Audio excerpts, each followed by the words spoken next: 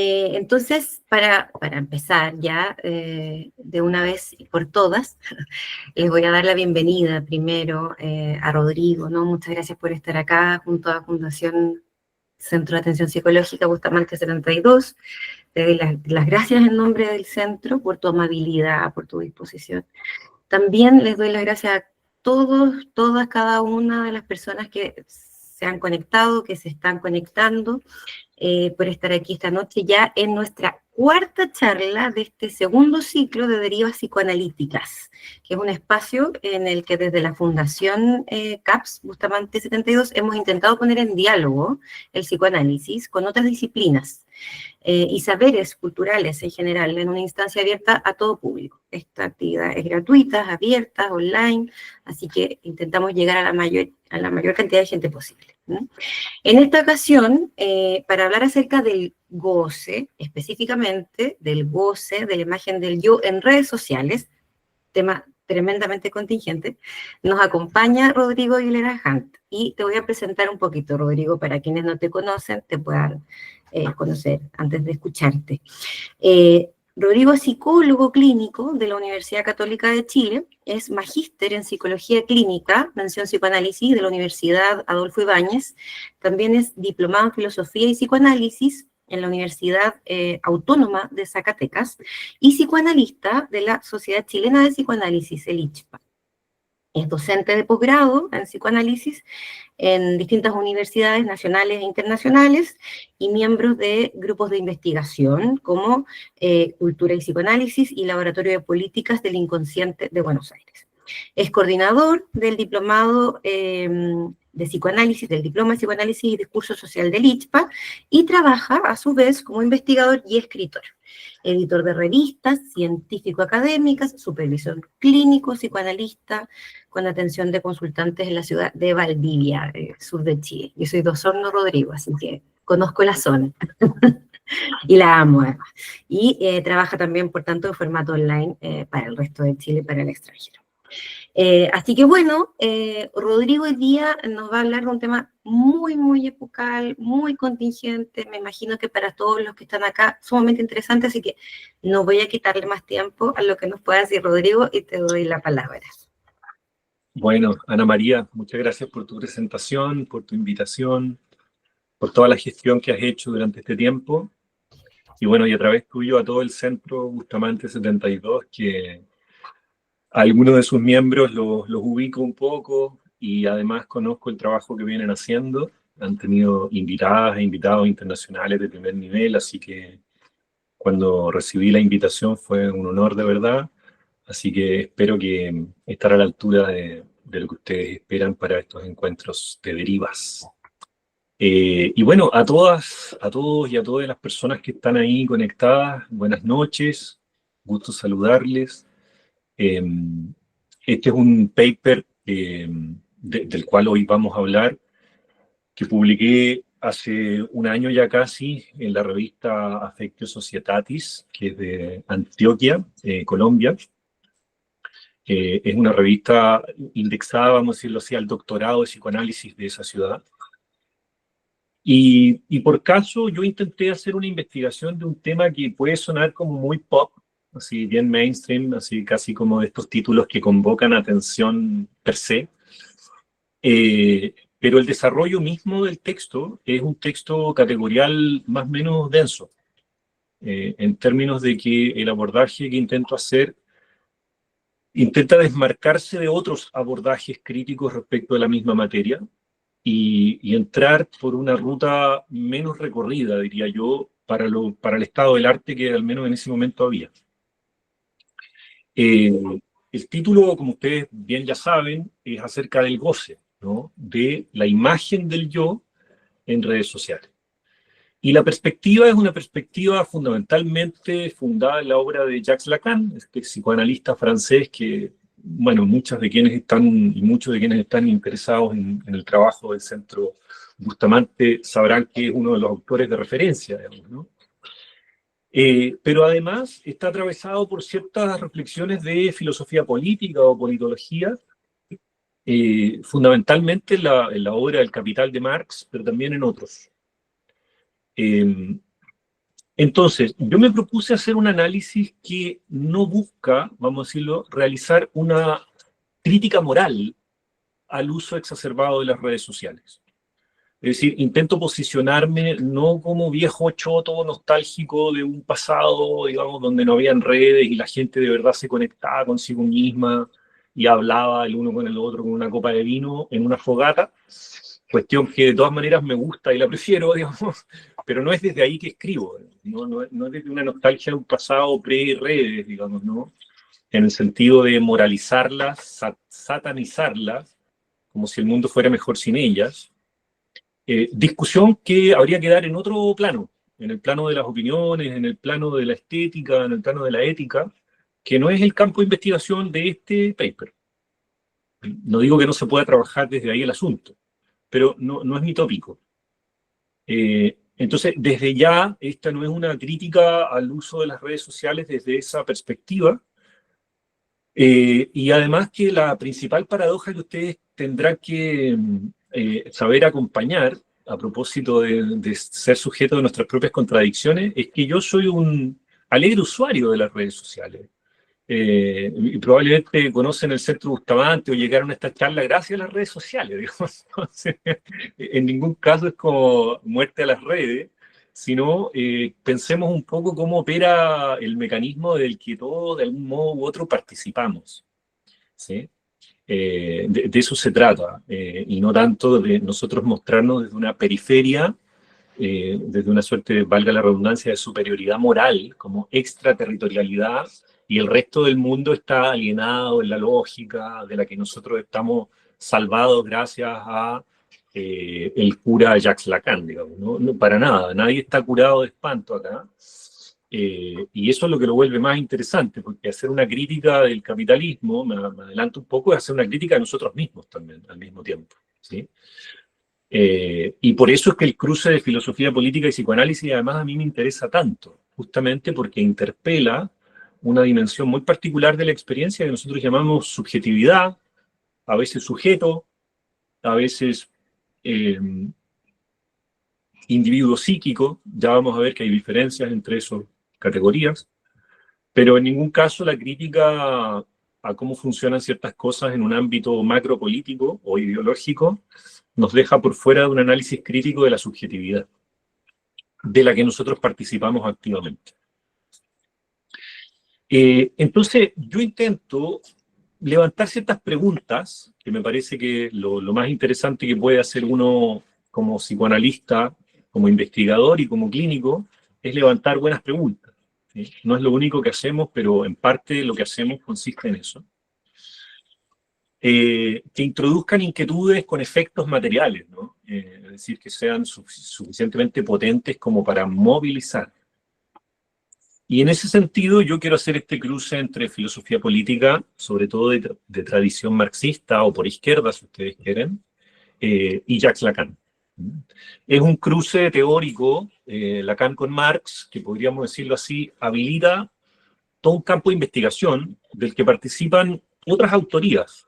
Quizá hayan escuchado de Luis Althusser, quizá hayan escuchado de Slavoj Žižek, quizá hayan escuchado de Jorge Alemán o de Ernesto Laclau, en fin, que son autorías que de algún modo toman en cuenta las categorías lacanianas, hegelianas, marxistas para pensar problemas. Primera advertencia, digamos, antes de contarles cómo voy a proceder, es que mi crítica, así como no es moral, tampoco es puramente estética. Y con esto quiero decir, por ejemplo, dentro del ámbito más tardío de la biopolítica, sitúense ustedes, por ejemplo, en Byung-Chul Han o autores por ahí, donde se critica a las sociedades de alguna manera en las que nosotros vivimos, neoliberalismo contemporáneo de hipervirtualidad, como sociedades, por un lado, líquidas, como diría Bauman, o de rendimiento, o de hipertransparencia, y a partir de allí la teoría crítica serviría como una crítica de la estética a la que introduce esa forma de vida, ¿no? Entonces se haría una oda a el secreto, la temporalidad más ampliada, la posibilidad de introducir una mediación simbólica antes de precipitarse a, qué sé yo, el consumo. Entonces, claro, mucho de mi introducción se adhiere a eso, a esta tradición, si ustedes quieren, más biopolítica contemporánea, de una crítica estética al capitalismo. Pero a mí la crítica que más me interesa, o la que considero que es más fuerte o más potente como argumento, es precisamente la que cruza esto con la economía política. Y hacia allá apunto, de alguna manera, con el concepto de goce en Lacan, específicamente, ¿ya? Bueno, encontré que el mejor modo de proceder fue releer mi propio escrito, destacar las citas que me parecen más sugerentes e irlas comentando con ustedes en la medida que el tiempo nos dé. Entiendo que más o menos disponemos, Ana María, de una horita y después como tiempo de Sí, preguntas. sí, mira, 50 minutos, Vale, una hora. La idea es dejar en la última media hora para que podamos conversar ya más abiertamente. muy bien, muy bien. Entonces voy a supeditarme a eso. Entonces, vamos adelante, ¿no? Se va, otra cosa, se va escuchando bien, voy a un tiempo, les llega bien el mensaje. Súper bien. Súper, gracias. Bueno, les voy comentando. Como les decía, a mí me interesa a partir de ciertas preguntas ir pensando. Entonces, las preguntas inaugurales de este texto tienen que ver con lo siguiente. ¿Qué relación existe entre el capitalismo neoliberal, el régimen de uso de la imagen del yo en redes sociales? ¿Y cómo se liga la lógica de la constitución del yo, mediante el estadio del espejo, por ejemplo, en Jacques Lacan, con la imagen de sí mismo devenida una mercancía en el campo social virtual? Y por último, ¿es posible establecer una relación teórica entre la plusvalía marxista y el plus de gozar de Lacan en relación a la hipótesis de la imagen del yo como mercancía en la red social? A partir de estas preguntas, voy a tener que hacer una suerte de solicitación de entendimiento común, que si es que no es así, sobre el final, sobre las preguntas, podremos desarrollarlo un poquito más juntos. Voy a tener que presuponer ciertas cosas como entendimiento, aunque sea vago. Por ejemplo, estadio del espejo, mercancía, fetichismo en Marx y una serie de categorías que el paper más o menos explica y que no me tomaría 4 horas aclarar cada uno de esos conceptos. Entonces, medio voy a ir mezclando explicación conceptual con la parte más aguda del paper, que es hacer uso de esas categorías, ¿sí? Para el análisis que nos convoca hoy día, que es la imagen del yo, ¿sí? Pero les insisto, si hay algún concepto que a lo mejor yo presumo como ya operando en sus mentes para hacer esta crítica, pero que no lo tienen para nada, sobre el final lo levantamos y lo vamos esclareciendo, ¿ya? Así que no tengan ningún pudor en pedir aclaraciones conceptuales si hiciera falta. Eh, bueno, en el primer apartado, que es el régimen social de la imagen, digo lo siguiente. Desde el psicoanálisis de Jacques Lacan, los análisis de asuntos sociales como la mercantilización de la vida y la circulación de la imagen personal no podrán ser entendidos como un problema puramente economicista, así como tampoco pueden ser explicados desde una perspectiva puramente individualista o psicologizante. Que el deseo sea el deseo del otro, frase, digamos, paradigmática del campo lacaniano, que el deseo sea el deseo del otro, o sea, desear nos pone en relación al otro, por decirlo en términos muy sencillos. En la tradición de Hegel y en la tradición de Lacan, tener esta concepción de deseo nos ayuda a pensar la relación del conjunto social con el régimen de uso de nuestra imagen en redes sociales. En este sentido, no se trataría simplemente de quiero ser popular, quiero ser deseado, en virtud de ser reconocido por los otros, por los semejantes, por caso por mis amigos. Ese sería el orden que en Lacan llamaríamos un orden imaginario de reconocimiento del deseo del otro como semejantes, ¿sí? Ser visto por quienes yo veo.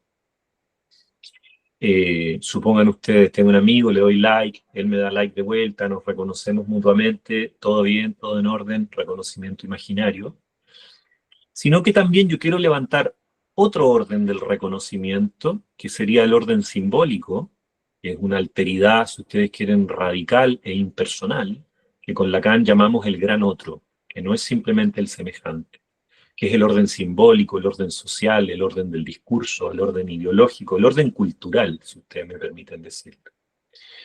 Entonces, también se trata de cómo se inscribe el sujeto en las coordenadas epocales de un determinado orden simbólico, que por caso vamos a llamar neoliberalismo o capitalismo neoliberal.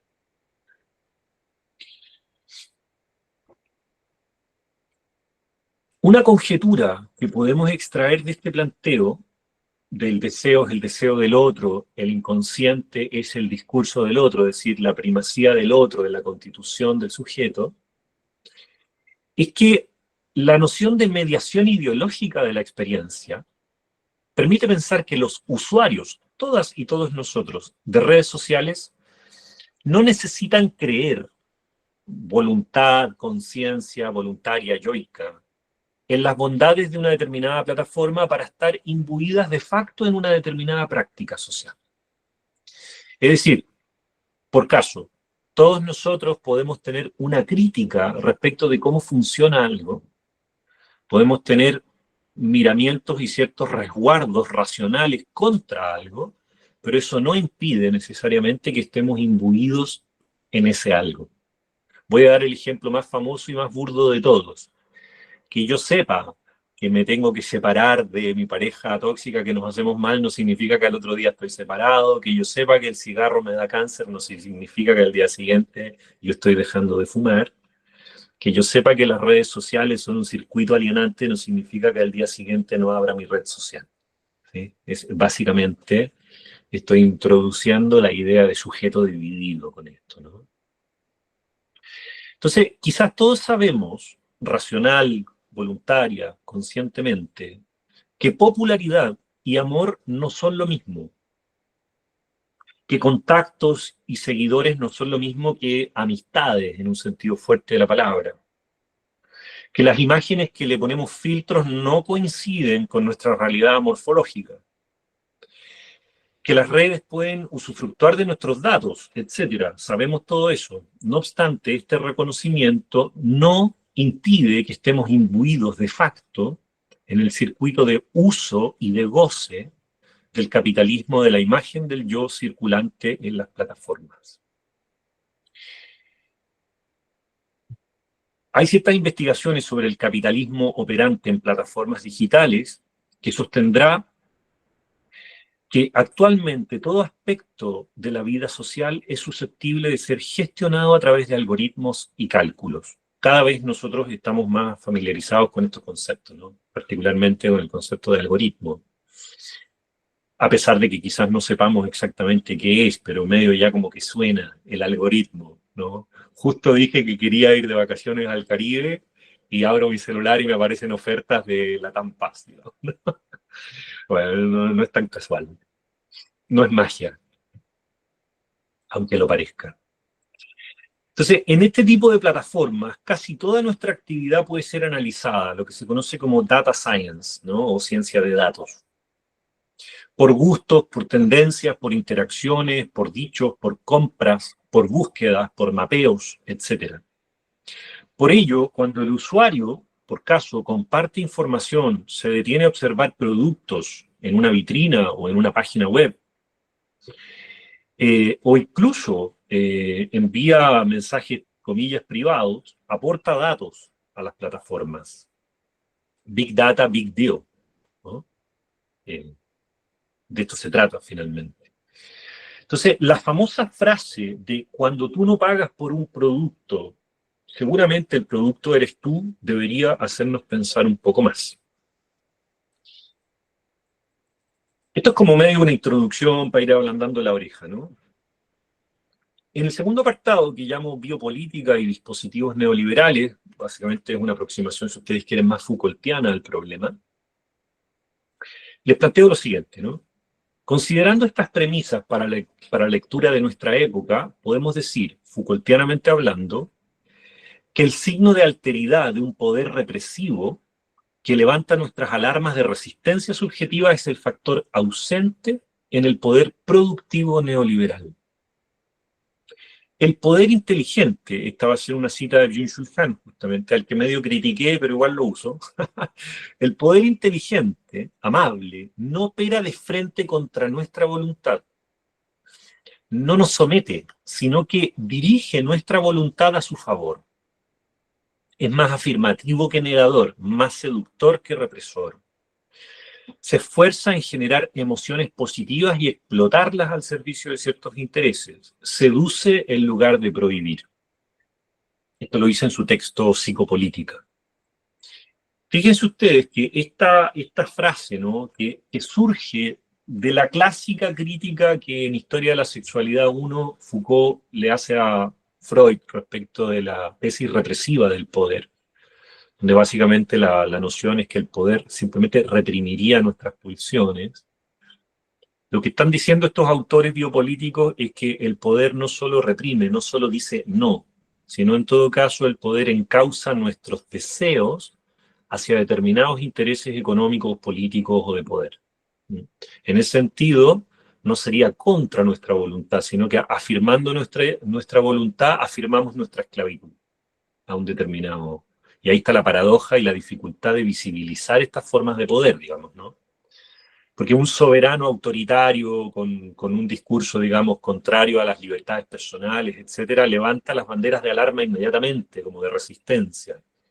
Pero las formas de poder neoliberal o de las sociedades de control, dirá Deleuze, esas alarmas no se encienden precisamente por el mixturaje, por el andamiaje complejo entre la voluntad libre y la esclavitud a ciertas coordenadas de época.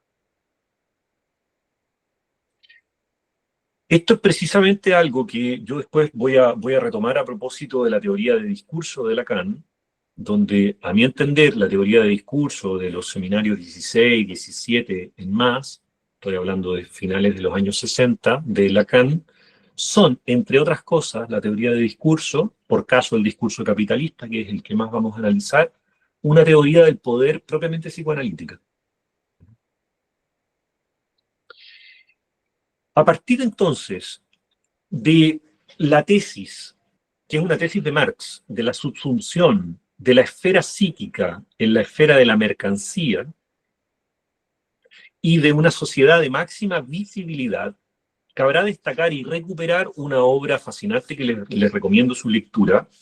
Es un texto de 1967 que se llama La Sociedad del Espectáculo, de Guy Debord. ¿Ya? Guy Debord, podríamos decirlo así, pertenece a lo que hoy por hoy podríamos llamar la tradición freudio-marxista o de crítica cultural, afín a las críticas que podrían estar en Adorno, Horkheimer, Benjamin, etcétera, ¿no? Escuela de Frankfurt, por ejemplo. En esta obra, Debord plantea lo siguiente, ¿no?, que la industria cultural habría transformado las relaciones de producción capitalista a la circulación de la imagen como unidad clave en la lectura del valor social. Es decir, hasta antes de determinada época, estos son estudios, por decirlo así, de la época de la Guerra Fría. Entonces, ¿se acuerdan ustedes que la Unión Soviética y Estados Unidos tenían una guerra propagandística, ¿no?, de misiles ahí tercerizados en Vietnam, Cuba, dictaduras militares en el Cono Sur, etcétera, pero no de enfrentamiento directo, armado en forma masiva, sino que más bien se trataba de una guerra propagandística, ¿no?, ideológica, propagandística, hegemónica. Y en ese sentido, lo más importante no era las mercancías o los números o cierta objetividad respecto de qué modelo de sociedad era mejor o a quién le iba mejor en los grandes, no sé, índices, ¿no?, sino en todo caso, quién lograba ofrecer una imagen fantasmagórica más deseable para el mundo. Y en ese sentido, por ejemplo, la Unión Soviética se gastó plata que no tenía en competir con, por ejemplo, con Estados Unidos, quién llegaba primero a la Luna o cosas por el estilo, ¿no? Entonces, en ese sentido, lo que Debord dice muy inteligentemente Es que en realidad el capitalismo en la Guerra Fría ya había triunfado antes de la caída del muro de Berlín, ¿no? Es decir, ya estábamos alienados a la imagen como unidad de valor social en una sociedad del espectáculo, ¿no? Es decir, que las grandes potencias se disputaban en el medio de un espectáculo, la hegemonía cultural, y cuando eso sucedió, por decirlo así, el ala occidental capitalista ya había triunfado antes de triunfar, sin saberlo. Porque esto es importante, porque de alguna manera lo que nosotros sabemos hoy por hoy es que la gigantografía de una hamburguesa, métanle ustedes estas cadenas de comida rápida, la imagen mercancía, el posicionamiento de marca, te diría, por ejemplo, eh, un coach o un, no sé, ingeniero, se me fue, ¿qué es lo que estudian todos los ingenieros? Un publicista. Sí, un publicista, pero los que estudian finanzas, comercial. Comercial, un ingeniero Ingeniero comercial. comercial. No. Todo lo que te diga un publicista, un coach, un ingeniero comercial, etcétera, es que el posicionamiento de la imagen marca cuenta bastante más que la perfección del producto, ¿sí? El producto puede ser bastante análogo o incluso más pobre que otro, pero si está mejor posicionado en el mercado, vale decir, su valor social imagen, entonces va a ser más deseable. Por lo tanto, se invierte mucho más en posicionamiento de marca, posicionamiento de imagen, que en las cualidades positivas del producto o del servicio, por caso, ¿no? Pero esto no es nacido de la nada. Entonces, de alguna manera, si uno lee la sociedad del espectáculo, va encontrando los albores o las respuestas culturales a cómo eso llegó a producirse. ¿Mm? Bueno, desde ya convengamos que si el yo es una mercancía y el yo deviene imagen, entramos a la unidad de circulación, digamos, y las redes sociales son la plataforma que nos hace circular simplemente. Entonces, me estoy auto-spoileando, pero por ahí va un poco la intuición, ¿no? Entonces, la mercancía, entiendan por mercancía por ahora cualquier cosa intercambiable en un mercado, ¿no? Que no tiene simplemente un valor de uso, sino un valor de cambio. La mercancía es un fenómeno propiamente del capitalismo temprano. La mercancía ha devenido paradigmáticamente imagen mercancía, como unidad básica de circulación. Esto produce una atomización social en la que el sujeto se equipara a la mercancía y a su vez la mercancía a su imagen. Con ello, la soledad individualista propia de la modernidad capitalista está mezclada, paradojalmente, con estar inmerso en una gran masa virtual, indiferenciada al mismo tiempo. Esto es lo que podríamos conocer como individualismo de masas, que es una de las cosas que investiga Guy Debord. Es decir, el sentimiento de soledad no es menos frecuente en grandes urbes que, supongan ustedes, en territorios rurales, donde uno efectivamente hay menos densidad poblacional, ¿no? Lo mismo sucede en la red, tú puedes tener un montón de gente conectada, etcétera, pero eso no asegura para nada que eso haga lazo social, esté realmente soportado, ¿no? En un amparo en el otro. Bueno, a su vez el espectáculo, considerado en su totalidad, es también el resultado y el proyecto de un modo de producción existente. Voy a leerles una cita de Debord, de la página 9 de la Sociedad del Espectáculo.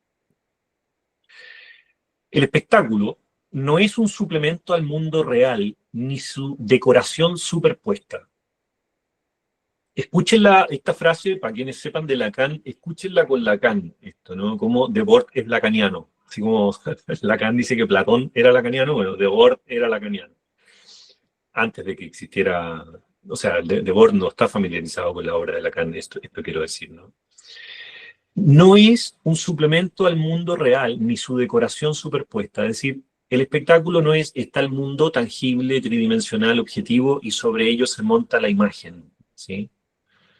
No es una superestructura por sobre una estructura material tangible, ¿sí? Que es nuestra perspectiva básica de sentido común que Lacan intenta romper y que nunca logra, ¿sí? Es el corazón mismo del irrealismo de la sociedad real, irrealismo de la sociedad real, es decir, básicamente la realidad es una ficción y la verdad tiene estructura de ficción, o sea, citas de Lacan, ¿no? Bajo todas sus formas particulares, información, propaganda, publicidad o consumo directo de entretenciones, el espectáculo constituye el modelo presente de la vida social dominante.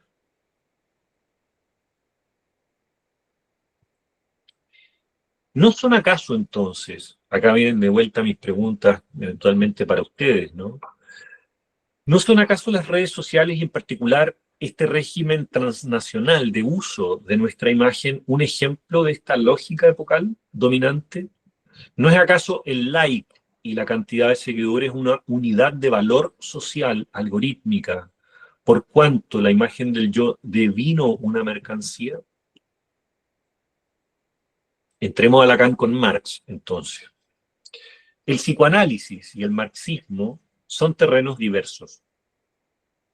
Andan por distintas vías, aunque convergen en la cinceladura materialista del discurso. Lacan dice que su teoría de discurso es materialista, haciendo alusión a Marx precisamente, ¿no? A la economía política de Marx, e incluso va a producir un neologismo que es materialismo. Mot es palabra en francés, es decir, que su materialismo discursivo, es un materialismo del lenguaje. Es decir, la pregunta lacaniana no es cómo el lenguaje se superpone a una realidad preexistente, sino cómo el lenguaje funda la posibilidad de dar cuenta de cualquier realidad posible.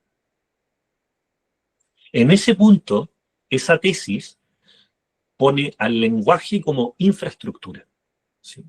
Si tuviéramos que traducirlo en el materialismo dialéctico e histórico marxista, diríamos que el lenguaje no es una superestructura intangible, sino que hace materialidad, crea realidad, está en el fundamento del lazo social. En particular, el discurso capitalista articula una lógica del amo mercantil en la que vivimos, lo sepamos o no. La propuesta de lectura es que un modo de producción y de consumo, como formación histórica, por caso capitalismo tardío, y discurso, en términos de la teoría de discurso de Lacan, serían elementos que están completamente anudados y que son covariables. Es decir, incluso la crítica que le hacían los estudiantes del Mayo francés a Lacan, de que está re bueno el estructuralismo y los discursos, etcétera, pero las estructuras no bajan a la calle, no hacen realidad, no hacen cuerpo, no están en la calle, están en la academia, están en el pizarrón. Ante eso, Lacan contesta lo contrario, no, las estructuras están en la calle, ¿sí? Si que no lo sepan formalizar es otro asunto. Tiene una discusión importante ahí con ciertas concepciones a finales de los años 60. Bueno, estos son datos rosas que yo voy agregando como complemento a la lectura, ¿no? Entonces, este planteo, el de Lacan, del materialismo discursivo, permitirá ligar el desarrollo de la idea de plusvalía marxista con el de plus de gozar lacaniano. Y acá es donde le advierto que voy a intentar esclarecer más o menos de qué se trata plusvalía en Marx y plus de gozo o plus de gozar en Lacan. Y a partir de allí, cómo podemos usarlo para nuestro tema de investigación. Respecto a la plusvalía, es preciso señalar que se trata de la explotación de la fuerza de trabajo. Este régimen es mantenido y reproducido mediante determinadas condiciones sociales que hacen posible que el conjunto de los trabajadores trabaje más de lo necesario y que este quantum genere un plus, un excedente, y que el trabajador acceda a una fracción mínima de su producto social o de ese plus, de ese excedente.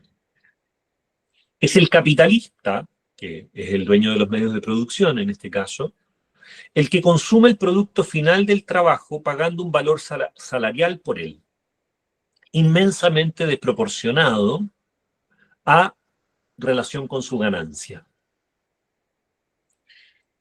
Se entiende, ¿no?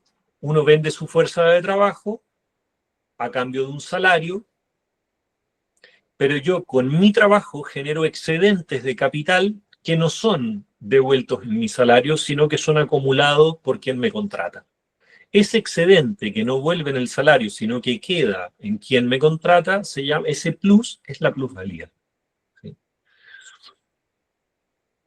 Lacan relaciona el plusvalor o la plusvalía con lo que enuncia la investigación psicoanalítica sobre la función de plus de gozar. Propone este valor en más como el objeto del capital en relación a su propio objeto o concepto de Lacan, que quizá habrán escuchado alguna vez, se llama objeto pequeño a, u objeto a directamente.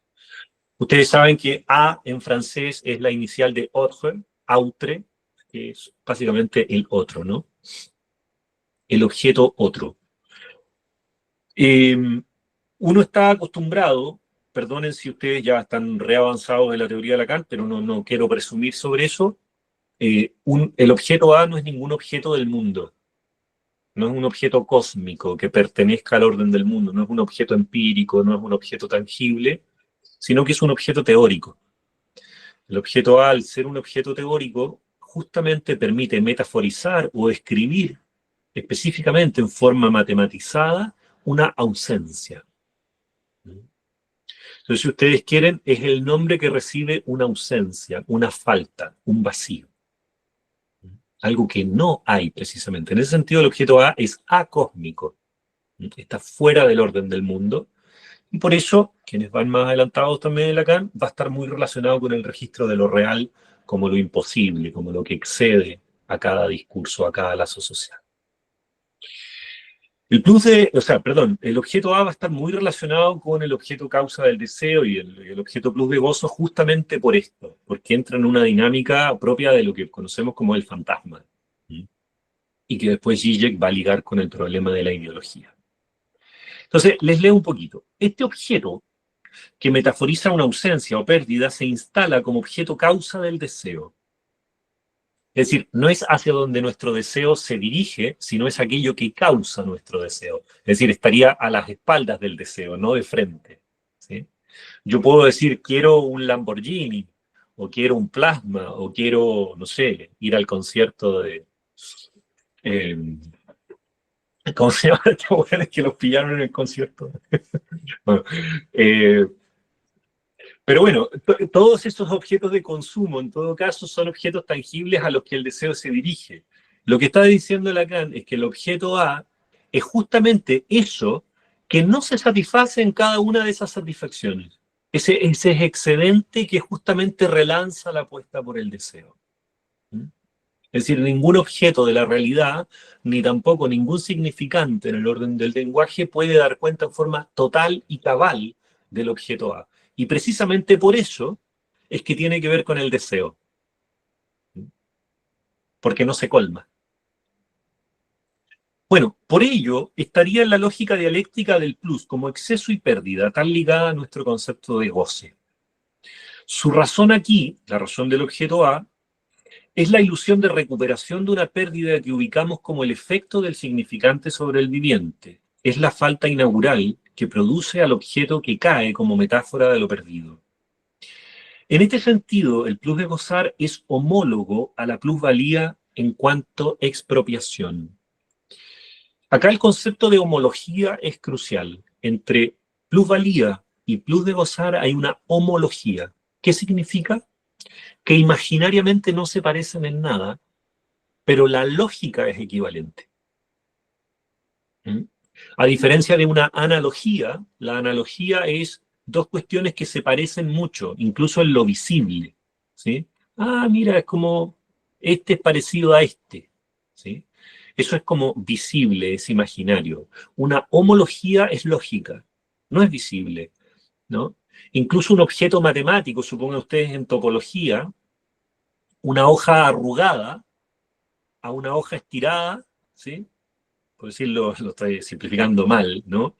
Pero topológicamente son equivalentes, a pesar de que ante nuestros ojos tengo una bola y tengo un rectángulo, que eso es geometría imaginaria, ¿sí? Entonces, las comparaciones, por decirlo así, que arma Lacan respecto de la plusvalía marxista son homólogas. Es decir, él está hablando del plus do gozo como una forma de ¿qué? De expropiación, como una forma de pérdida que es estructural. ¿sí? Así como el proletario al vender su fuerza de trabajo pierde un excedente de su propio trabajo, va a decir que el sujeto al ingresar al orden del discurso, al orden del lenguaje, también pierde algo. Eso que pierde es nombrado como objeto A. Les leo Lacan. La plusvalía es, pues, el fruto de los medios de articulación que constituyen el discurso capitalista, y el plus de gozar es el plusvalor que el lenguaje extrae de esta división. Será el discurso psicoanalítico quien pueda articular algo de esta pérdida. O sea, nos está anticipando que el psicoanálisis va a poder ligar qué es lo que se pierde, ¿no? Por nuestro acceso al lenguaje o por nuestro fundamento en el lenguaje. Esta concepción permite afirmar que la pérdida de goce por efecto del lenguaje nos hace, lo voy a decir así yo, proletarios del gran otro, sujetos del inconsciente en cuanto a discurso del otro. El objeto A no metaforizaría otra cosa que ese resto de esa operación del sujeto planteado en inmixción de otra edad. En consecuencia, plus de gozar sería aquel ejercicio ligado al trabajo imposible de recuperación.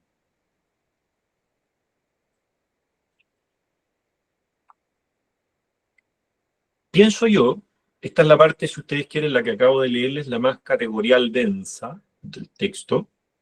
Si quieren, dejen esto de plusvalía, plus de gozo, como en reserva, para explicitarlo después más.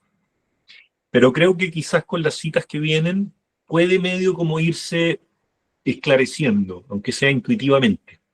Entonces voy a seguir adelante, ¿no? Sobre ya como el último tercio del texto, ¿no? Nuevas preguntas. ¿Será que la idea de que somos sujetos libres, autónomos, que usamos las redes sociales al antojo personal, podemos someterla a un índice de lectura sintomal bajo el modelo de la fetichización marxista? Ni la pregunta se entiende, pero bueno, voy a responder a eso.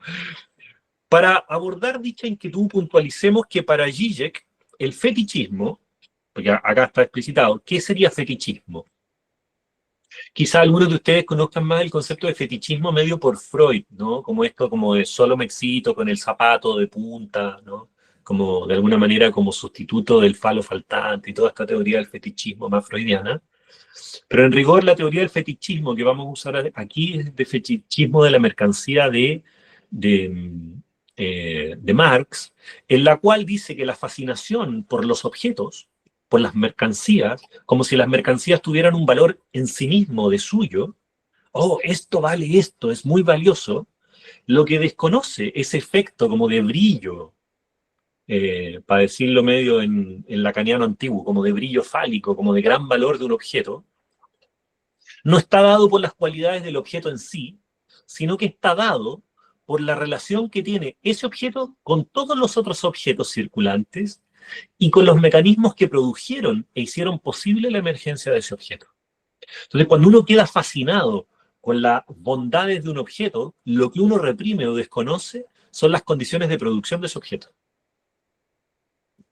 Por caso, cuando uno compra, digamos, un celular, uno no piensa en ese instante que lo que uno paga es la explotación de niños en Vietnam sacando ciertos, digamos, metales pesados y un sistema, bla, bla, bla, ¿entienden, no? Entonces, cuando uno queda fascinado con un objeto, desconoce el conjunto de relaciones sociales que permiten que ese objeto exista y tenga valor al interior de una estructura más amplia que no es para nada el objeto por sí solo. Bien, entonces, ¿en qué palabras lo dice Zizek? El fetichismo consiste en un falso reconocimiento con respecto a la relación entre una red estructurada y uno de sus elementos. Aquello que es realmente un efecto estructural, un efecto de la red de relaciones entre los elementos, parece una propiedad inmediata de uno de los elementos. El ejemplo más claro que da Lacan de fetichismo para explicar el estructuralismo justamente es la frase que dice, no es más loco el mendigo que se cree rey que el rey que se cree rey. ¿No? Esta es una famosa frase que toma Lacan y que la recupera Zizek en el sublime objeto de la ideología, para explicar el fetichismo. ¿Y por qué no es más loco el mendigo que se cree rey que el rey que se cree rey? Porque el rey por sí solo no existe. El rey es un elemento al interior de un régimen, por caso monárquico, sujetado, necesariamente sujetado en una serie de súbditos y reglas sociales que lo vuelven rey. ¿Sí? El rey, en cambio, cree ser rey y los súbditos creen que el rey es rey como si existiera una reicidad interior a la persona del rey, ¿no? Como una suerte de esencia divina, de sangre azul y todas esas estupideces que se dicen, que lo volvería rey, digamos, una persona especial de suyo, desconociendo cuál es la estructura histórica, social, económica, ideológica que hace que esa persona ocupe el lugar de rey. Que convengamos que como persona puede ser más imbécil y más despreciable que todo el resto de la población, ¿no? Pero es rey, en tanto ocupa ese lugar.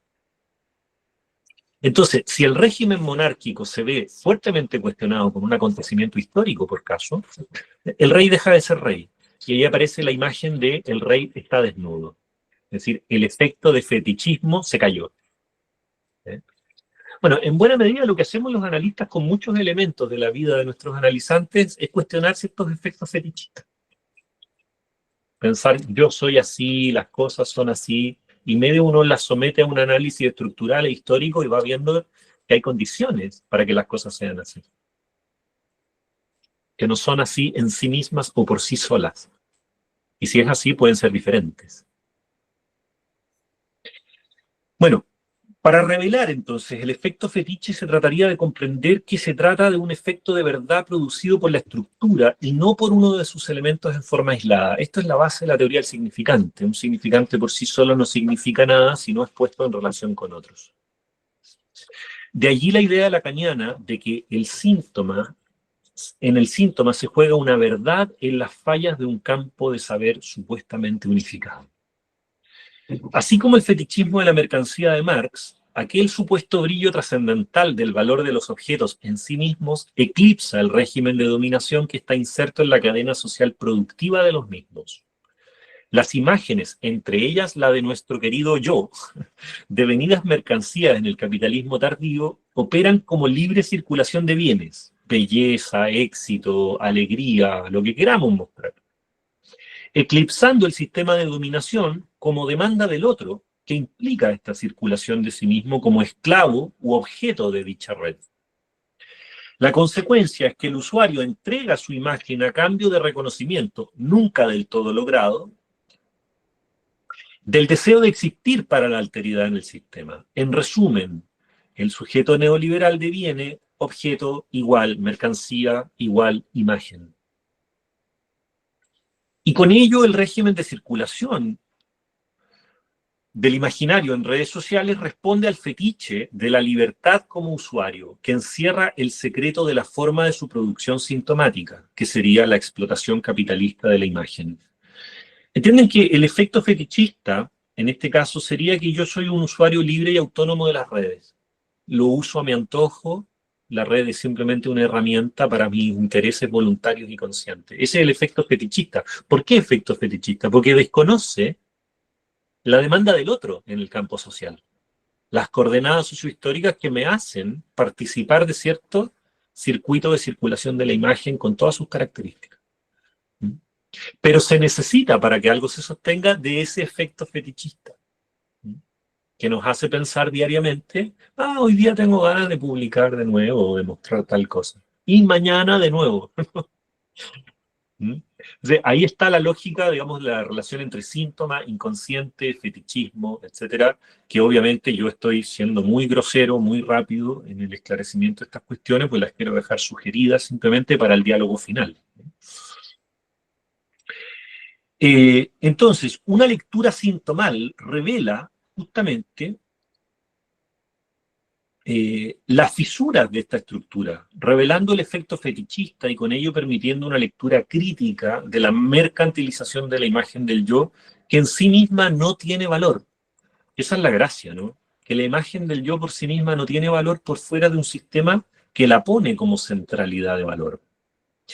Yo doy el siguiente ejemplo como nota al pie respecto de esto. Hace algunas décadas atrás, o una década incluso si ustedes quieren, una persona tomándose una fotografía a sí misma, la selfie, era no solo menos frecuente de ver, ¿no? Sino que era casi sinónimo de cierto loser, digamos, ¿no? De cierta soledad pudorosa. No tenéis nadie que te saque la foto. O no tenéis nadie con quien salir en la foto.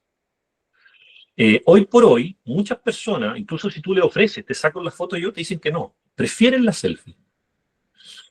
Eh, Entonces, estos cambios pueden leerse con base a que el valor social de las cosas depende de las coordenadas sociales contingentes y no simplemente de preferencias espontáneas individualmente concebidas. No es que de un día para otro se me ocurrió que era mejor hacer las cosas con selfie, ¿no? Ese sería otro efecto fetichista, desconocer que en realidad la selfie es un emergente, es un producto, es una forma de mercancía emergente a partir de una determinada época, que no es una idea espontánea de cada uno de nosotros hacer de eso algo con más valor que la antigua foto familiar. Bueno, en el capitalismo los sujetos están emancipados y se perciben a sí mismos, o nos percibimos a nosotros mismos, como si estuviéramos libres de toda superstición religiosa medieval. Cuando nos tratamos unos a otros lo hacemos como utilitaristas racionales, guiados únicamente por nuestros intereses egoístas. Esto es falso. Zizek lo dice así: el rasgo característico del análisis de Marx es que las cosas, las mercancías, creen el lugar de nosotros. En vez de los sujetos, es como si todas las creencias, supersticiones, mistificaciones metafísicas supuestamente superadas por la personalidad racional y utilitaria moderna, se encarnaran en las relaciones sociales entre las cosas. Ellos ya no creen, pero las cosas creen por ellos. Son precisamente, esta sería mi traducción de esta cita, son precisamente las fotos, los videos, los algoritmos, las pantallas, las que detentan la creencia en lugar de los usuarios. Dado que ellas, las cosas, las fotos, portan el discurso capitalista o ideológico que conduce la práctica social. Esto implica ahondar en que el análisis de la ideología y del discurso capitalista pasa menos por el sistema de creencias que nosotros las personas tenemos, por nuestros enunciados concretos respecto de eso, y pasa mucho más por la performatividad y por la operatividad fáctica y concreta, entendida como lazo social en Lacan o entendida como ideología en Zizek. Un ejemplo muy bonito también de cómo opera una ideología, por caso en Zizek, es el siguiente. En una casa atea, 24 de diciembre, anticapitalista, con niños que ya no creen en el viejo Pascuero, en Santa Claus, con padres que tampoco creen, a las 12 de la noche llega el viejo Pascuero. ¿Por qué? Porque ahí están los regalos, mágicamente, ¿no? ¿Y quién los trajo? El viejo Pascuero. Nadie cree en el viejo Pascuero en esa casa, no obstante, el viejo Pascuero llega a las 12, ¿no? En ese sentido, el desplazamiento gizekiano del análisis de la ideología es hacia la práctica social. Lo importante es que las cosas creen por las personas, son las prácticas, los rituales, la performatividad operativa, la que detenta la creencia. No es necesario que los usuarios en su conciencia crean en algo. Entonces el autor sostendrá que la forma de la ideología, la paradigmática o dominante de nuestra época contemporánea es el cinismo. Ellos saben muy bien lo que hacen, pero aún así lo hacen. No es que estamos engañados, no sabemos lo que hacemos. Toda esta crítica clásica de la izquierda, ¿no? Que el pueblo está engañado, que no sabe lo que quiere, pero si en realidad tuviera conciencia de clase, conciencia de cómo son verdad las cosas, entonces nos emanciparíamos. Tesis que se cae por todas partes. ¿Sí? Que incluso ya Wilhelm Reich criticaba esa tesis de izquierda en Psicología de las masas del fascismo. Decían, no, no, no, no, las masas desearon el fascismo, no estaban engañadas. Entonces, allí toda la crítica, digamos, Freud-marxista, Lacano-marxista respecto de cómo operan las cosas, se desplaza desde el orden de la creencia hacia el orden materialista del discurso, que tiene que ver menos con los enunciados y más con la enunciación. Ahí hay toda una clave de lectura respecto incluso a cuestiones contemporáneas, ¿no? El análisis de las nuevas derechas, etc. Bueno, un ejemplo banal que yo pongo acá del cinismo social de aquel que dice, sabemos, pero lo hacemos igual, es la publicación en Instagram, por ejemplo, de una frase motivacional de corte espiritual, ¿no? Sé tú mismo, o no permitas que nadie interrumpa tu camino en dirección a la paz, o cualquier cosa, al lado de una foto sexy en paños menores, por ejemplo, ¿no? Los masivos likes que recibe la foto hacen de la frase motivacional, digamos, el remanente ficcional que permite sostener el juego social cínico. Todos sabemos, pero lo hacemos. He allí la ideología como praxis social efectiva. Sabemos que no tenemos más amigos por tener más seguidores, ni que somos más interesantes por tener más likes, ni que somos más guapos por el uso de filtros de edición de nuestras imágenes. No obstante, opera igual. A su vez, sabemos que Internet usa nuestros datos, que las redes sociales generan dependencias patológicas que atentan contra nuestro libre uso del tiempo y eventualmente produce hasta malestares corporales y subjetivos, pero lo hacemos.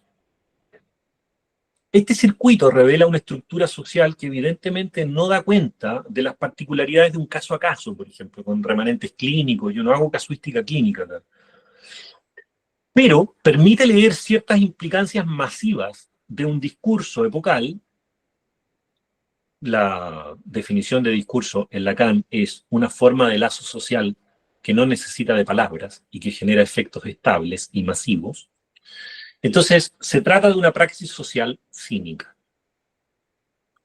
Pensado así, entonces, Instagram y otras redes no serían una banal herramienta de libre uso de un usuario, sino más bien dispositivos complejos, inclusive plataformas constituidas en un entramado ideológico que hace que el circuito inconsciente transforme a la imagen del yo en una forma mercancía. Por lo tanto, una subjetividad proletaria, dado que el gozo es del otro. El otro que extrae tanto más que el supuesto yo libre beneficiándose de las redes. Medio para ir terminando, para honrar el tiempo y no excederme, si me permiten unas citas más y vamos concluyendo. Sí, por supuesto. La tesis que hemos venido planteando es que los usuarios no adquieren simplemente una ganancia de placer paradójico, personal, en sus interacciones con la plataforma. Esa es la idea de goce que nosotros tenemos, ¿no? En el fondo disfruta haciéndolo. Sino que literalmente ingresan a un régimen de uso de la imagen del yo que responde a la demanda del otro como orden simbólico. Entonces, la pregunta es, ¿cómo opera el goce en estas coordenadas?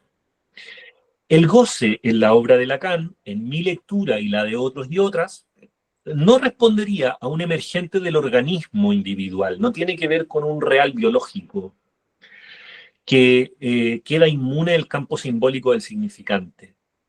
Por el contrario, quizás para Lacan el goce se origina precisamente en el discurso. Les leo una cita específica de 1971.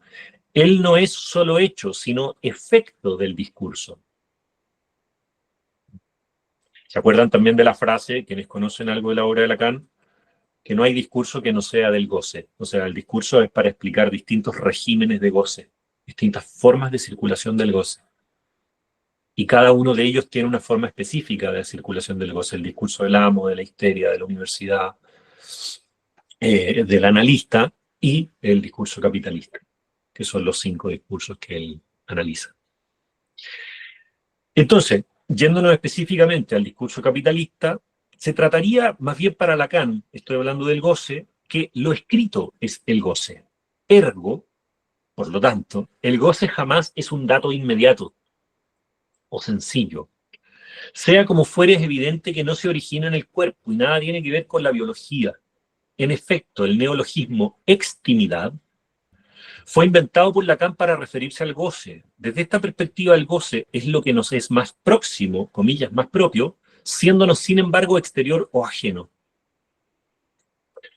Ligado al problema de la ideología y de la creencia como praxis social que hemos venido trabajando desde Zizek, leamos qué dice Zizek también sobre el goce, ¿no? El carácter externo de la máquina simbólica autómata no es, por lo tanto, simplemente externo. Es a la vez el lugar en el que se representa de antemano y se decide el destino de nuestras creencias internas más sinceras e íntimas.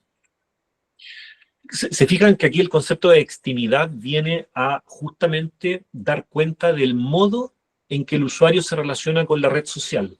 Nosotros creemos que gozamos de un modo personal, espontáneo, individual, casi nacido de nuestras propias tripas, y lo que desconocemos es cómo la exterioridad, la ajenidad, la alteridad constituye ese gesto íntimo, ¿no? Diría una frase que yo no cito de Lacan, pero que permite también entender esto, es el concepto de pulsión en Lacan. La pulsión es el eco en el cuerpo del hecho de que hay un decir. Lo define así Lacan. Es el eco en el cuerpo del hecho de que hay un decir. Ustedes tienen presente el fenómeno del eco, ¿no? Uno cree que la voz viene del frente, se te genera el efecto ilusorio de que viene de la montaña del frente, pero viene de acá, ¿no? Entonces, ¿cuál es el engaño del eco? Que uno cree que algo que viene del cuerpo, en realidad viene del otro. Y lo que desconocemos en la pulsión es el decir, la demanda del otro. Entonces, creemos que compulsivamente hacemos algo por intereses personales y desconocemos la mediación simbólica que crea ese automatismo. En ese sentido, el concepto de extimidad viene a responder a este problema, al problema del goce. Esta modalidad de lectura de Lacan se desprende otro punto problemático. ¿Quién se satisface entonces con estas cosas? Si creemos que es el analizante o el usuario quien se satisface con los síntomas, una intervención sensata sería intentar que éste se reconozca en su goce de lo que se queja. Léase, para efectos de nuestro asunto, si usted es adicto a redes sociales es porque tiene un goce singular en ello, satisface su narcisismo, produce descarga pulsional, lo pasa muy bien aunque usted no lo sepa. Como es sabido, esta lectura como goce singular, individual, ha dado lugar a una clínica dirigida hacia la responsabilidad subjetiva que yo pretendo criticar. Ahora bien, la hipótesis radical de Lacan, contraria a esta, es que justamente, aunque el padecer es sentido efectivamente, fenomenológicamente, por un paciente, por un individuo, en realidad nadie goza. En otras palabras, sostener él goza, tú gozas, yo gozo, es una contradicción conceptual. Quien goza es el lenguaje, o mejor dicho, el saber discursivo que se ejerce y que goza de nosotros. Cuando digo empleo del lenguaje, no quiero decir que nosotros empleamos al lenguaje. Nosotros somos sus empleados. El lenguaje nos emplea y por ese motivo eso goza. Eso goza. Supongan ustedes, ¿no? Caso Dora, Freud, ¿no? Dora no simplemente gana en su cuerpo por estar metido en un cambalache con el señor K, la señora K. Hay toda una estructura familiar, todo un cambalache, todo un patriarcado de circulación de las mujeres, comunidades de circulación, entre la señora K, la hija, la madre, de la que Dora participa. O sea, eso goza. Y si Dora denuncia el régimen del que es parte, todos pierden. O sea, todo el sistema se va al carajo.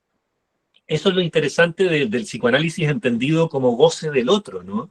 De que no se trata de analizar el secreto íntimo de por qué los pacientes gozan de sus síntomas, sino en todo caso demostrar qué estructura es la que, valga la redundancia, estructura dicho goce. Y para hacer ese análisis se necesita que como significante todos los que están participando de ese cambalache sean convocados. Nunca se resuelve un síntoma apuntando al puro individualismo. Las redes sociales, con esto sí cierro, están insertas en un cierto ejercicio de saber-poder y en cierto orden simbólico ideológico epocal que genera una lógica de plus de gozar. Esta lógica abre interrogaciones sobre las constantes discursivas que requerirían ser analizadas por nosotros, dislocadas para beneficiarnos, quienes nos interroguemos por las coordenadas de producción de este goce.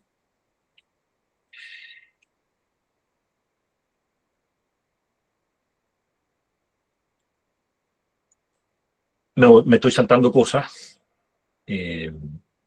para cerrar. Jean Baudrillard, me voy a saltar lo del Estadio del Espejo, ¿sí? La constitución del Estadio del Espejo para que abramos ahora la conversación y el debate, ¿no?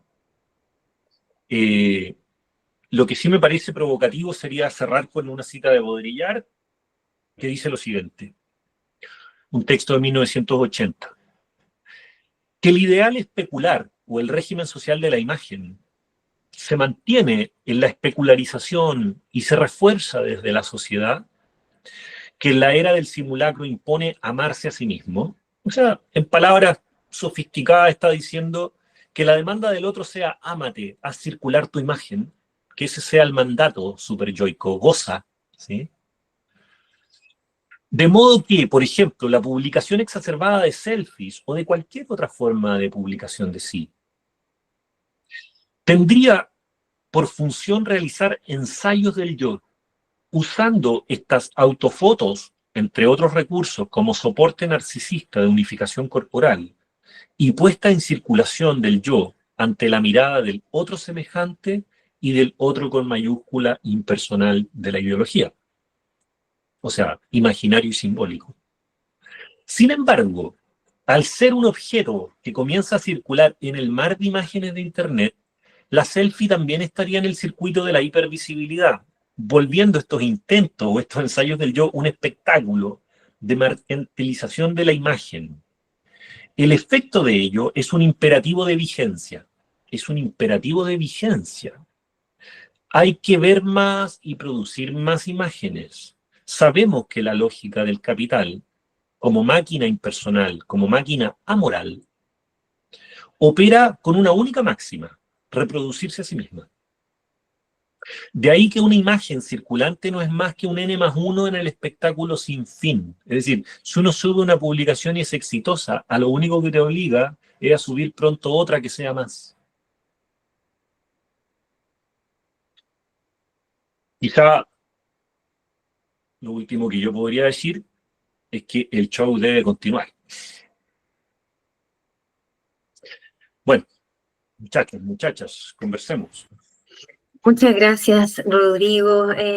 Sin duda, bueno, gracias por el esfuerzo ahí también de transmitirnos lo que expones en tu paper, porque efectivamente es bien denso, tiene hartas categorías, además que vienen desde el marxismo, desde el psicoanálisis lacaniano, lo Foucaultiano, la vía política, entonces es difícil transmitir algo de eso, me parece, en tan poco tiempo. Así que los insto también a leer el artículo, se los compartimos a todas las personas que, que se anotaron para venir hoy día.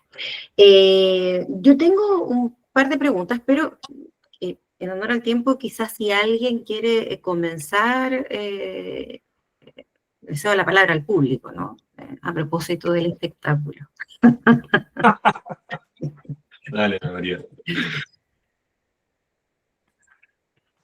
¿Alguien se anima o me lanzo yo con alguna pregunta?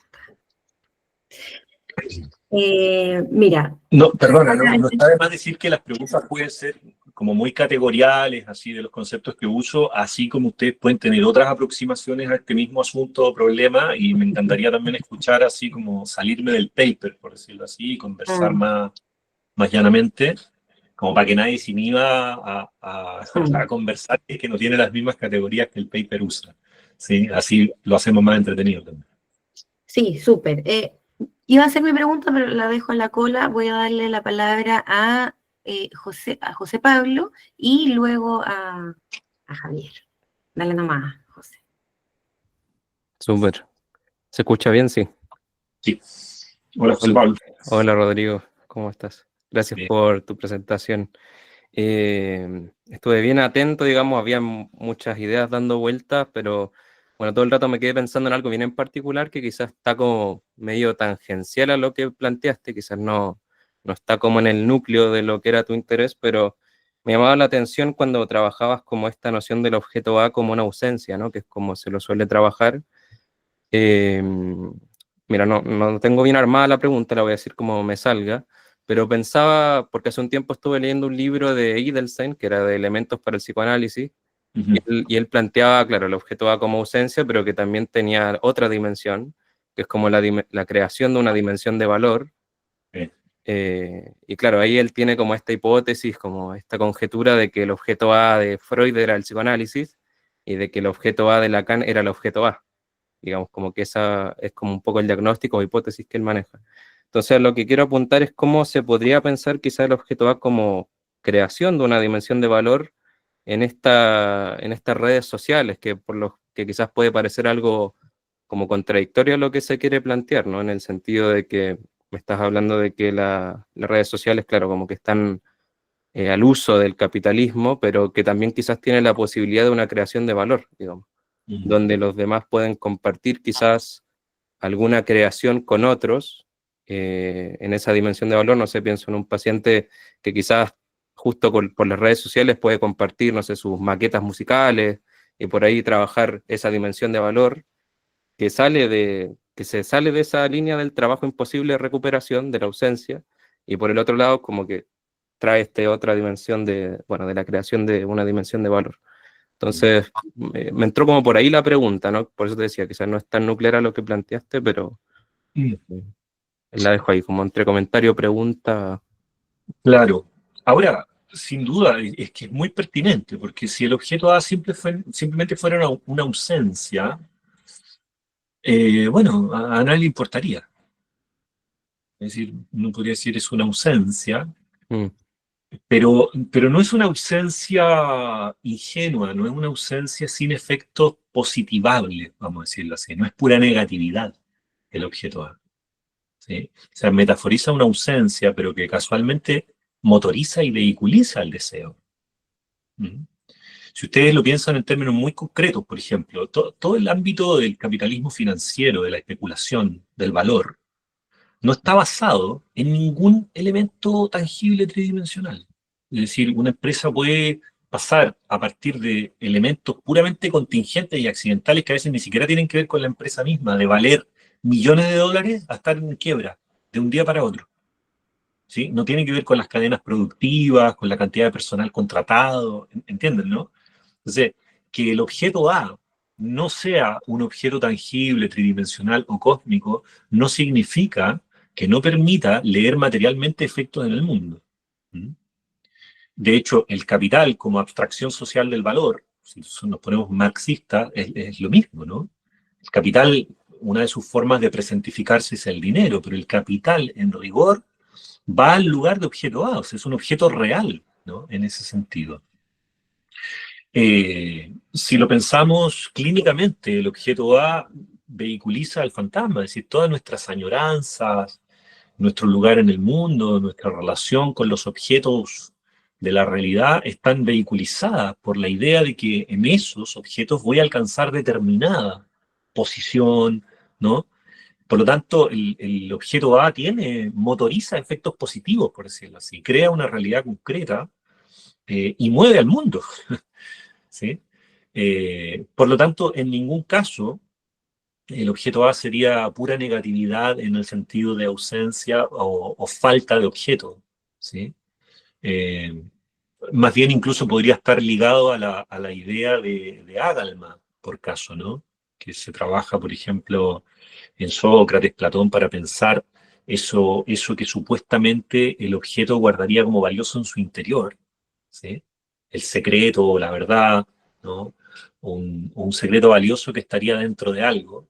Zizek lo trabaja con el Kinder Sorpresa, por ejemplo, en una de sus conferencias y también en una película, como la idea de que al interior va a haber algo tremendamente valioso y tú, bueno, realmente lo abres y eso valioso nunca está, digamos, ¿no? Te sale una hueá de plástico de mierda hecha en China, digamos, ¿no? Pero la ilusión de que abriendo tras la cascarita hay algo no se desvanece por eso, se desplaza. Entonces, motoriza y moviliza. En estricto rigor, por ejemplo, la misma economía, José Pablo, se mueve sobre texto o la ilusión de que bajo determinadas condiciones de acceso voy a alcanzar determinados goces. De lo contrario, todo el discurso del marketing sería un discurso informacional. Y sabemos que el discurso del marketing no es un discurso informacional. No es Coca-Cola tiene 30 gramos de, no sé, azúcar y cocaína, no sé qué cosa. No, no. Si eso fuera un discurso informacional, entonces el marketing sería para transmitirnos las cualidades químicas positivas de un producto. Pero en realidad el marketing es un discurso profético, vende una ilusión, ¿no? Y eso, de vuelta, también tiene que ver con la lógica justamente del discurso capitalista, que pone al sujeto no en relación a un otro, sino en la ilusión de una conquista directa del objeto de su deseo. Ilusión que cae una vez que el objeto es consumido, digamos, ¿no? Porque tú dices, oh, está buena, pero bueno, podría haber tenido más hielo, o en realidad, no sé, está bueno el iPhone, no sé cuánto, en qué número van, pero en realidad el siguiente sí que saca la foto, ¿no? Entonces, ese desplazamiento es motor, digamos, de la economía política. O sea, genera efectos positivos tremendamente potentes.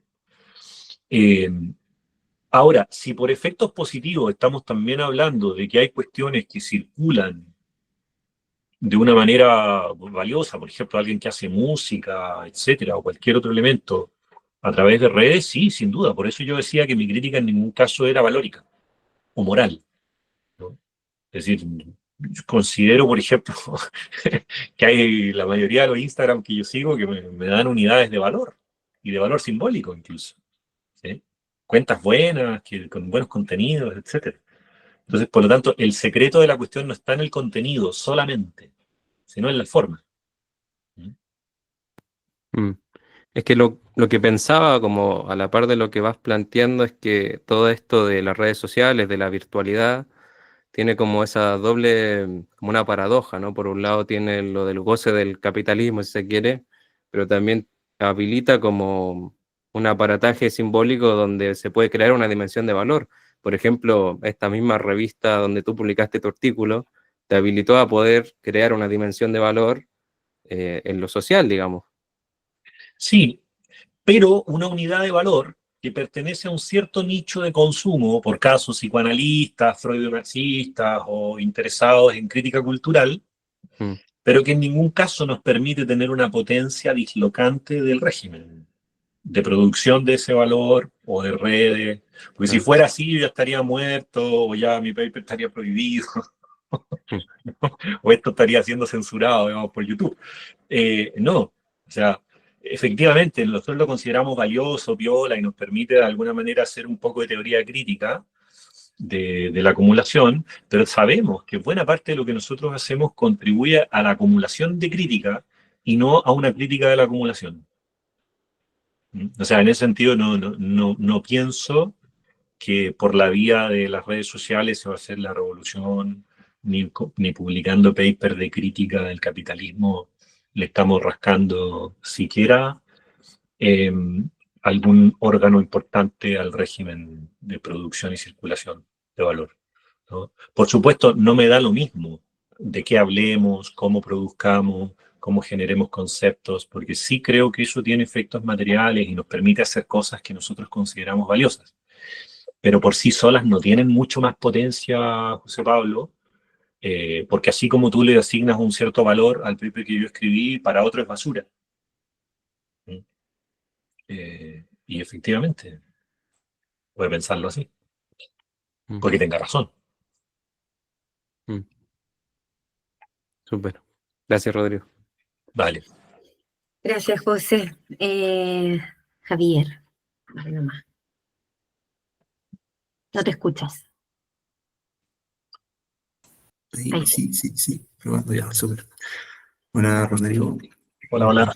Bueno, soy Javier Acuña de Bustamante también. Hola. Te seguimos harto en redes, en YouTube y en Instagram, así que súper contento que vengas acá. Hoy, y bueno, estuvimos comentando el paper con la gente del equipo. Nos pareció interesante, yo creo que da como para una tesis doctoral, porque ambicioso, pero con harto material y claro, algunas partes más densas, sobre todo cuando uno no se maneja en todos los campos que tocaste. La pregunta va más que nada, es como para abrir un poco, yo creo que no nos va a dar el tiempo, pero quizá para que Gil lanzara algunas cosas, porque entiendo que el trabajo lo hiciste el año pasado, si bien lo publicaron este. Em, y creo que apunta un poco en a lo que preguntó José, quizás un poco más amplio, pero creo que el mismo espíritu, que tiene que ver digamos, con el tiempo ya, desde que lo publicaste hasta ahora. Eh, no sé, has pensado en algo que te permita discutir tu propio texto. Yo pensaba algo que quedó dando ganas quizá de leer en el paper, pero creo que es como una invitación a seguir pensando, es, por ejemplo, cuando uno analiza el mismo fenómeno, digamos, de compartir imágenes en Instagram, que fue como la plataforma que tú escogiste particularmente en tu paper, de pronto un análisis del mismo fenómeno te abre otras ideas que, no sé, contestan la teoría, que quizás no calzan con lo que la teoría plantea, o incluso en la misma clínica. Yo creo que por eso José trae también estos ejemplos. De repente, pucha, la teoría o la forma de pensar esto me apunta en tal dirección, pero de repente me encuentro con un caso clínico donde me permite pensarlo desde otro lado. Entonces, claro, pensando eso, como un año desde que escribiste el paper hasta ahora, como ¿has pensado ideas nuevas o algo que te permita como poner en tensión lo que nos planteaste hoy? Mm. Sí, mira, dos cositas me parece, ¿no? Primero que nada, efectivamente, este paper no pretende, por ejemplo, inducir a una cierta posición de lectura a priori para, por ejemplo, plantearse a un determinado, supongan ustedes, caso clínico en el que, en el que aparezca el padecimiento por red social, por ejemplo, no sé, mi pololo me dejó de seguir, o salió en una selfie con otra persona, a mí no me dio like, o qué sé yo, o no me etiquetaron en tal cosa, y a mi amigo así, desavenencias de repente cotidianas, sobre todo en determinadas generaciones. No es un insumo para pensar eso, para nada, no me sirve, es completamente inútil el texto para pensar la casuística, porque los significantes del caso tienen que ser situados en forma totalmente particular. Eh, entonces, y a su vez, lo que describe la lógica de la red social quizá es un guiño eh, estilístico, porque si lo pensamos bien, lo que ocurre en red social, en Instagram, eh, no es tan distinto a lo que ocurre si yo analizara la vida social en un bar, suponga usted, ¿no? Por lo tanto, no es privativo de las redes sociales, o sea, en rigor aparecen en el título como si fueran algo que por sí mismo fuera un análisis de la red. Y yo no tengo idea de redes, ¿me entiendes? No soy un especialista en redes, no sé quiénes las administran, cómo funcionan. Doy bote en una explicación buena de un algoritmo. La lógica matemática de que es un algoritmo más o menos la conozco, pero cómo funciona realmente soy completamente neófito. Al mismo tiempo, toda la aparición de la inteligencia artificial que está medio montada sobre estas cuestiones trae todo un conjunto de preguntas respecto de si son simplemente un avance, comillas, tecnocientífico, con todas las comillas que tiene la palabra avance, tecnocientífico, pero que no altera para nada el orden del lazo social, o son elementos que efectivamente alteran de manera drástica el lazo social, entendido en términos lacanianos como un cierto ordenamiento matematizado. Yo no desconozco si tienen esa potencia o no. Y para responder un poquito más tu pregunta, creo que una de las cosas que el paper adolece es que no formaliza tanto la presentación de los matemas de los discursos en Lacan, y que me interesaría seguir profundizando en la explicación que hago a partir de la introducción del quinto discurso, para tratar de explicar lógicamente cómo funciona esta batería, y no tanto en verso o en prosa, ¿sí? Sino en estructura. Me parece que ese trabajo se puede hacer para darle más rigor todavía. Sería un paper menos leíble todavía, pero me parece que sería más serio, ¿sí? En términos de la transmisibilidad real que puede tener el análisis, ¿sí? Eso me lo dejo como punto pendiente, con el que he tenido ganas como de seguir por esa ruta, porque además vengo investigando harto sobre ese tema de la relación entre la teoría de discurso y la ideología como campo de problemas. Eh, y en general, como que las críticas que he encontrado a la cuestión vienen básicamente del lado de quizás ser ambicioso en tratar de explicar coordenadas que a lo mejor describen a un ámbito acotado del mundo, ¿no? O sea, pensemos que la digitalización, la circulación de la imagen como unidad de valor y el posteo son problemas burgueses del mundo occidental, que eventualmente no explican problemas biopolíticos y de economía política de buena parte del mundo hoy, digo, ¿no? O sea, no es un problema de la Franja de Gaza, este. Tampoco pretende serlo, pero me parece que el paper podría ser todavía más honesto en acotar el problema. Ahí me acordé te voy a citar a ti mismo. eh, Cuando en uno de los cursos que subiste a YouTube planteaba que, claro, justamente el psicoanálisis, una de sus características era una epistemología del desecho. Y yo creo que en ese sentido está perfecto. O sea, si vaya a tomar un fenómeno que para el resto, 99% del mundo le parece que no es valioso, yo creo que da lo mismo, o sea, con mayor razón. Eh, pero de todas maneras, sí, gracias por la respuesta, porque creo que te permite ir abriendo como otras entradas. Sí, bueno, gracias a ti. Y obviamente, si van detectando otros temas, otras formas de entrada, yo soy un agradecido de los diálogos. Así que un placer escucharte. Ana María. Rodrigo, no sé si tienes un par de minutos más. A mí me gustaría hacerte una pregunta. Sí, yo no tengo problema. ¿Sí? No tengo problema en conversar un poco más. Y no sé si hay alguien más que quiera hacer alguna otra pregunta, pero nadie ha levantado la mano por el momento, así que me voy a tomar este minuto. Entendiendo, Rodrigo, que planteas muy en síntesis lo que voy a decir, pero que es el saber discursivo hegemónico, ¿no? Que se ejerce en una época, en particular, en este caso, el discurso capitalista, ¿no? El que goza. Y que prefiere pasar de conceptos, por ejemplo, como el de responsabilidad subjetiva u otros, de esa línea. Y primero, si es que observas entonces tus posibilidades como de resistencia, ¿no? Que es una pregunta súper abierta. Pero a propósito de eso, también me interesa preguntarte cómo piensas ahí el análisis, ¿no? ¿Qué lugar crees que ocupa en esto el análisis, la clínica? Que ahí como que lo bajo a algo mucho más concreto, pero no por eso menos amplio. Me quedé pensando en eso cuando leía tu paper. Mira, yo, para decirlo en sencillo, Ana María, te diría que precisamente mi crítica a la responsabilidad subjetiva orienta la modalidad de resistencia, ¿no? O sea, lejos de plantear que si es que no hay responsabilidad subjetiva y simplemente por decirlo así, somos esclavos de una máquina autómata que nos goza, y entonces, bueno, vámonos para la casa y hasta que no cambie la máquina nos va a seguir gozando.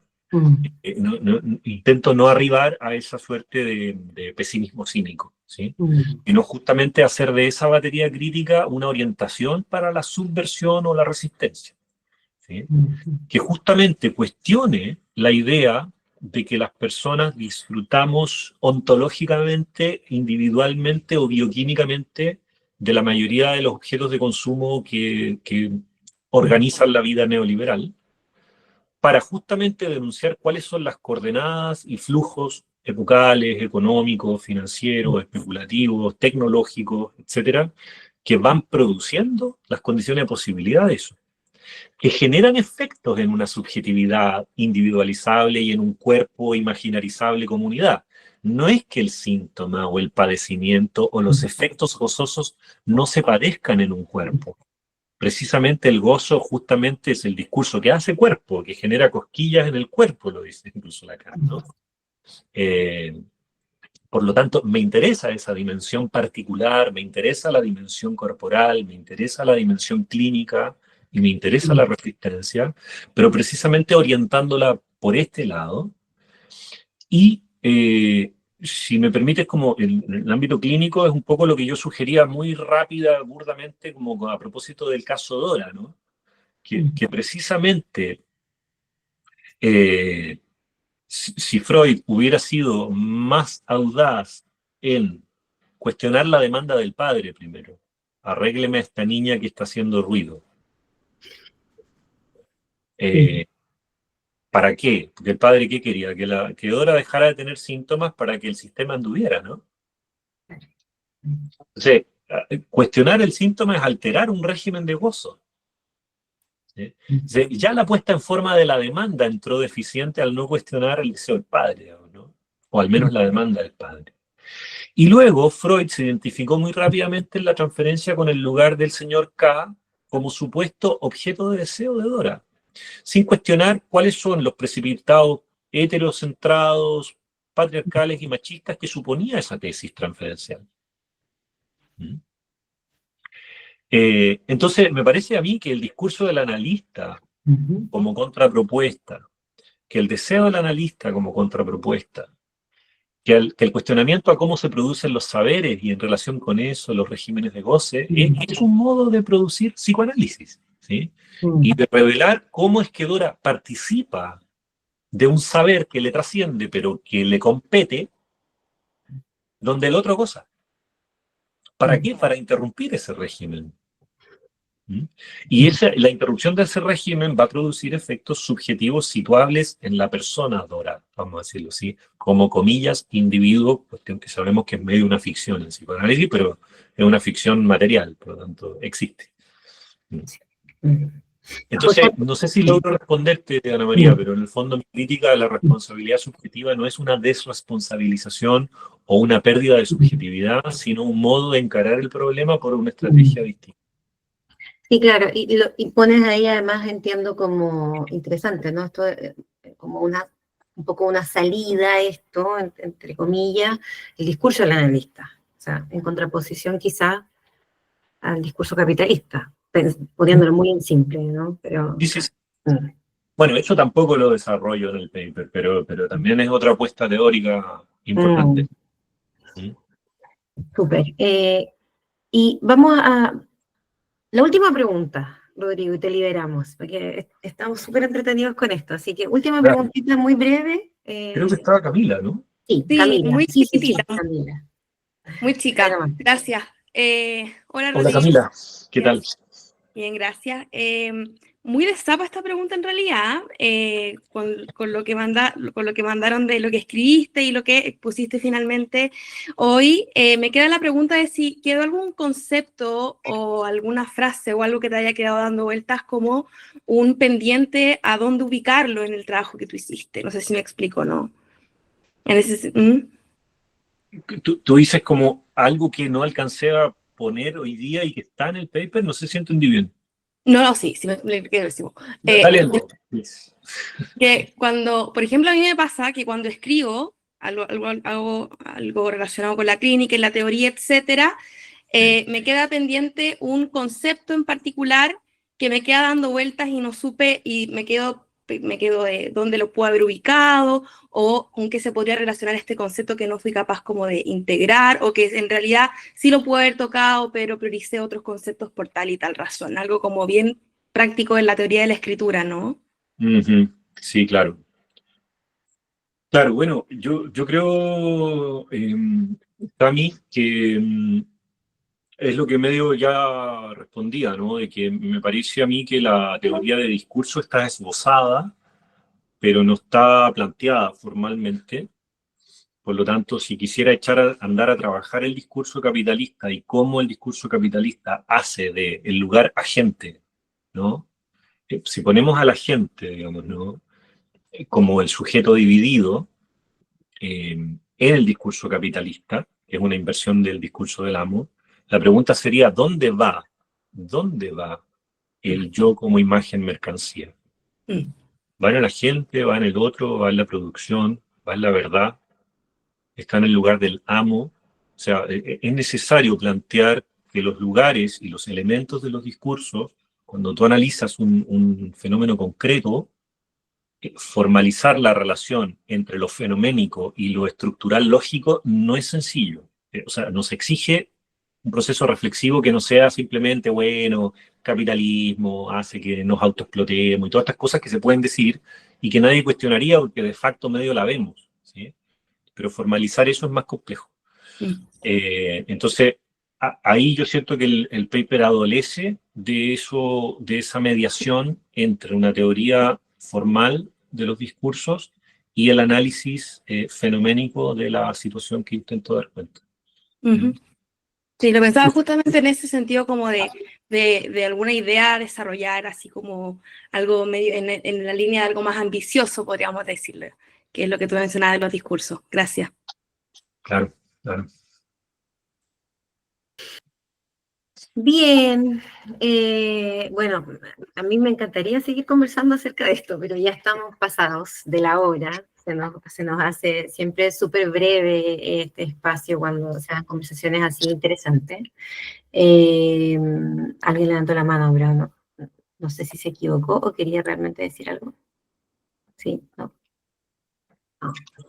Pero en el fondo, Ana María, es como que el paper viene como a hacernos un childito en esta idea de que somos como pequeños emprendedores, winners y autoagenciados. Empresarios de sí mismos. Y decir, ojo, somos más proletarios de lo que creemos. ¿Sabes? Sí, Todo el cuento. ¿No? todo el cuento, sí. No hay más. No, No. el paper no dice más que eso. No, pero, o sea, yo creo que sí, ¿ah? No sé, tú eres el autor, pero a mí me dejó pensando en varias cosas en realidad. Bueno, esto que te planteaba acerca de las posibilidades que puede ofrecer la clínica del psicoanálisis mismo, que es a lo que nos dedicamos, bueno, el Centro Bustamante, tú, me imagino que varios de los que están acá, ante un panorama así, digamos. Esa era la pregunta que te hacía hace un rato. También después de ahí cosas un poquito más específicas, por ejemplo, esta idea de situar al capital como un sujeto, por ejemplo, que a veces ahí aparece en el lugar de sujeto, a veces en el lugar del otro. Entiendo que está la idea de extimidad, pero ese tipo de cuestiones me parecen súper interesantes y creo que son del todo contingentes, además, que hay que seguir pensando. Entonces, y que el psicoanálisis no se debiese excluir de ese diálogo. Por eso es que, bueno, te dejo ahí lanzadas esas cositas. Pero nada, me parece muy interesante, te doy muchas gracias, seguro que quedaron más preguntas. Ojalá que podamos en algún otro momento seguir conversando contigo de de otros temas, que nos abren interrogantes que, insisto, yo creo que son interrogantes de las que el psicoanálisis no se puede excluir. A veces se excluye demasiado, me parece. Sobre todo Total. Y de hecho, Ana María, igual enhorabuena que el psicoanálisis circula en redes sociales, por ejemplo, ¿no? O sea, nosotros estamos hablando de que efectivamente es una unidad de circulación de imágenes y significantes que está ahí y que arman un campo, ¿sí? Sí. Y podemos cuestionar qué tanto de social tiene, justamente en virtud de estas masas individualizadas y alienadas, digamos. Pero que gracias a eso, y yo creo que de pandemia en adelante sobre todo, muchos psicoanalistas y muchas psicoanalistas, por lo menos un fenómeno muy latinoamericano que se dio, nos empezamos a conocer en encuentros virtuales. Sí, claro. A campos de resonancia, empezamos a hacer podcasts, divulgaciones, etcétera. Y eso hace que el psicoanálisis hoy por hoy goce de cierta mayor salud en la circulación básica de conjuntos de ideas, digamos, ¿no? Al menos en ciertos segmentos sociales muy acotados, pero a mí me parece que el psicoanálisis en Sudamérica se benefició de ciertas alianzas estratégicas en los últimos años y en buena medida a través de estas plataformas. Entonces, ahí están como ciertas paradojas que arman la riqueza de los fenómenos, justamente, ¿no? Sí, totalmente, estoy muy de acuerdo contigo, Rodrigo. Bueno, desde Bustamante trabajamos desde la pandemia justamente y el estallido de manera 100% online, como centro, digamos, más allá de que cada uno pueda atender o no de manera presencial en consulta, pero ofrecemos esto gracias a la virtualidad. Claro, claro. Y los psicoanalistas old school se oponían mucho a eso. No, muchísimo, o sea, a mí misma, debo ser súper honesta, me parecía una rareza que mi analista en ese tiempo me ofreciera una atención virtual, digamos. O sea. Claro. Y esto nos pone a trabajar en cuál es el estatuto del cuerpo, de la copresencia, de la dirección de la cura, de muchas cosas, ¿sí? Que son temas complejos, que tampoco hay que sancionarlos rápidamente en términos morales. Sí, exactamente, sí. Bueno, sí, totalmente. cualquier cosa que digáis voy a seguir hablando, así que mejor. Sí, bueno, no, te vamos a agradecer nomás, Rodrigo. Muchas gracias por esta conversación y nada, dejamos, bueno, a todos, todas, invitadas para el próximo ciclo que vamos a hacer de Deriva, porque tu charla es la cuarta y última de este ciclo, de este semestre. Así que nada, creo que cerramos ahí con broche de oro y esperamos que el próximo semestre tengamos esta misma más convocatoria, porque yo lo he dicho en otros momentos, lo hemos conversado con el equipo, a nosotros nos interesa que el psicoanálisis pueda transmitirse para el sujeto común y corriente, digamos, y en eso estas cosas nos parece que sirven muchísimo, ayudan muchísimo en esa vía. Así que muchas gracias y muchas gracias a todos, a todas por estar acá esta noche. Un abrazo fraterno a todas, a todos y a todos. Buen descanso. Gracias. Buen descanso. Gracias. Chao, chao. Gracias. Muchas gracias. Muchas gracias, buenas noches. Buenas noches.